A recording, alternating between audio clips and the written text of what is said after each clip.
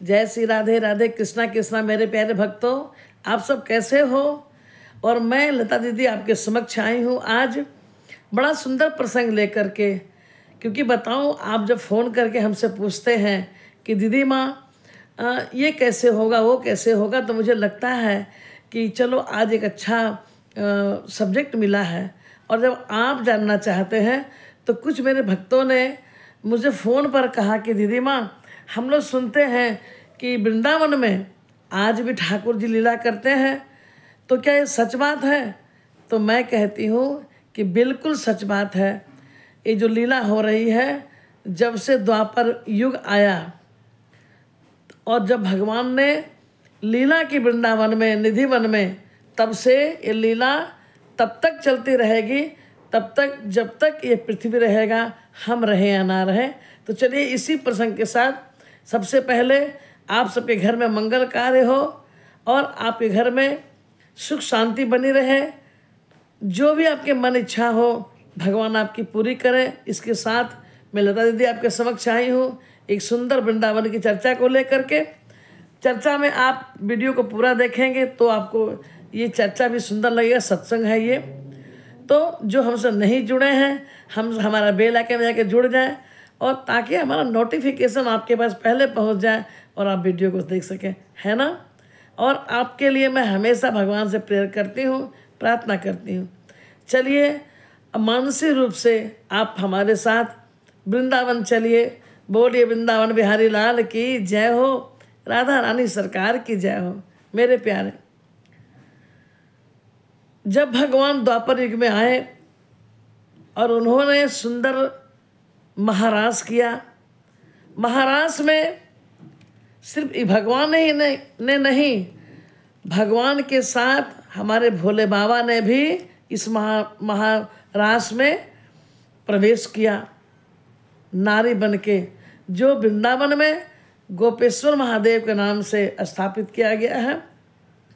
और ऐसा मान्यता है कि जो भी वृंदावन अगर आप जाते हो ना, तो वृंदावन में पहले गोपेश्वर महादेव का दर्शन करो, फिर आप बांके बिहारी जी का दर्शन करो, फिर बरसाने जाओ, निधि वन जाओ, जमुना जी जाओ और आनंद लो। अब मैं बताती हूँ कि ये जो महारास है, ये जब तक पृथ्वी रहेगी, ईश्वर रहेंगे, तब तक अनंत काल के लिए नित्य वृंदावन के निधि वन में, जहाँ भगवान ने सुंदर लीला करके गोपियों के संग, आज भी वहाँ महारास होता है। तो ये तुलसी के वन जो हैं, ये क्या है आपको बताऊं। तुलसी के वन में जब आप वृंदावन जाएं तो आप एक गौर करेंगे, देखेंगे आप कि सभी जो लता पता है, तुलसी के जो जंगल है, उस तुलसी वन में जितने भी उनकी टहनियाँ हैं, जो जड़ें हैं, वो सब खोखले हैं। जैसे मान लो पाइप होती है तो अंदर से पानी जा रहा है, लेकिन ये जो टहनियाँ हैं, जो जड़ें हैं, ये सब अंदर से खोखले हैं।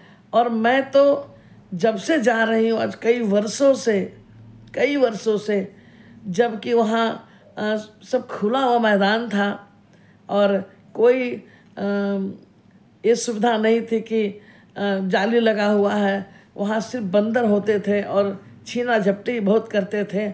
अभी तो दिन पर दिन जिस तरह वृंदावन को लोग जाते हैं, लोग जागरूक हो रहे हैं, कृष्ण राधा के प्रति प्रेम उनके मन में आ रहा है, तो लोग वृंदावन को जाते हैं। तो वृंदावन का मरम न जाने कोई, वृंदावन का जो कहानी है वो नित्य एक नया कहानी नृत्य होता है।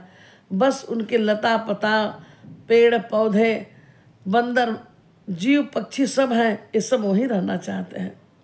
तो ये जितने तुलसी के जो वन हैं, टेढ़े मेढ़े, ये एकदम गर्मियों के दिन में पूरे सूख जाते हैं। एक पत्ता आपको दिखाई नहीं पड़ेगा, लेकिन फिर आप जब जाएंगे तो थोड़े दिन के बाद देखेंगे कि सारे में एकदम झुरमुट जैसी हरियाली छा जाएगी। अभी तो इतना सुंदर निधि वन में पूरा आने जाने वाले जो तीर्थ वाले हैं जो वृंदावन वन को आते हैं, तो बंदरों की सुरक्षा के लिए वहाँ पे पूरी घेरा लगा दी गई है। पहले माताएं बहनें जाती थी, वहाँ से मिट्टी उठा के ले आती थी। एक बात मैं बता दूं आपको कि वृंदावन तो जरूर जाएं, लेकिन वृंदावन से कुछ भी लेकर ना आए। इसकी चर्चा मैं विशेष रूप से करूँगी, क्योंकि देखिए जैसे बनारस का जल कभी लेके आप मत आना, उसी तरह वृंदावन से कोई लता पता हो, मिट्टी हो, कोई पत्थर हो, टहनियाँ हो, कुछ फूल के बीज हो, कभी मत लाना। ये कितने पुण्य है, कितने इनके कर्म अच्छे हैं कि वृंदावन को वास मिले, बस यही हमारी आशा है। वृंदावन में रहना चाहती हैं, उनको लेके अपने शहर में ना जाए, ये महापाप लगता है। बड़े बड़े संत भी कहते हैं कि नहीं करना चाहिए, लेके मत आओ। तो ये रात में जो महल है श्री जी का अंदर में, उसमें रात में उनके पोशाक, उनके लहंगे चुंदरी, उनके पूरे जो साजो श्रृंगार है, वो सब उनके कमरे में उस महल में रखा जाता है। और लोटा में जल, दातुन, मिठाई, लड्डू बर्फी गोपाल को खाने के लिए। और उसके बाद रात्रि शयन के बाद, सुलाने के बाद कितने ताले लगते हैं। और उसके बाद फिर प्रातःकाल जब सुबह 4 बजे खोला जाता है, तो जो सामान अब सजा के रखे थे ना, वो अपने आँखों से अब देख सकते हैं कि इतना बिखरा हुआ, लड्डू टूटे हुए, दातुन चबाए हुए, पान भगवान को बहुत पसंद है, पान खाए हुए, कूचा हुआ, और सिलवटें पड़ी हुई बिस्तर पे। ये सब कुछ आज भी वृंदावन में आप जाएं तो साक्षात्कार कर सकते हैं, अपने आँखों से देखिए।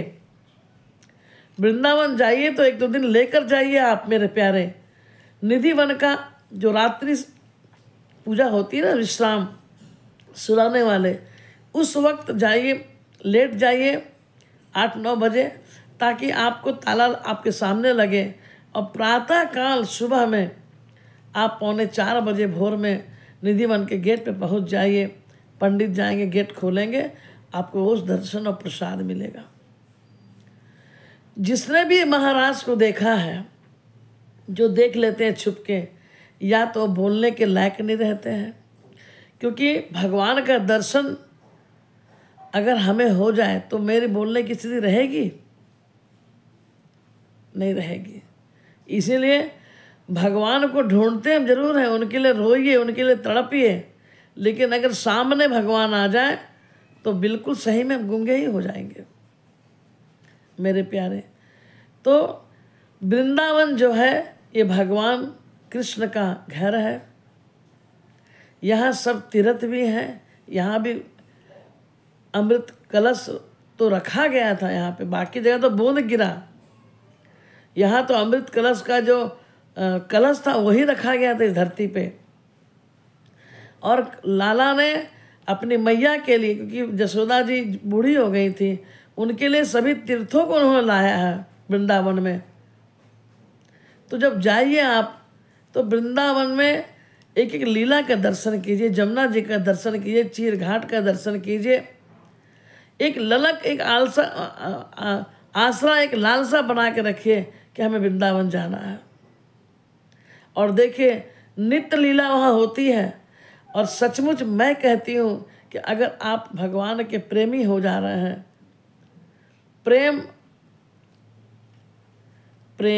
तुमसे किया तो बुरा क्या किया, इस लोक से उस लोक तक ले जाओगे प्रभु, इस लोक से उस लोक तक ले जाओगे प्रभु।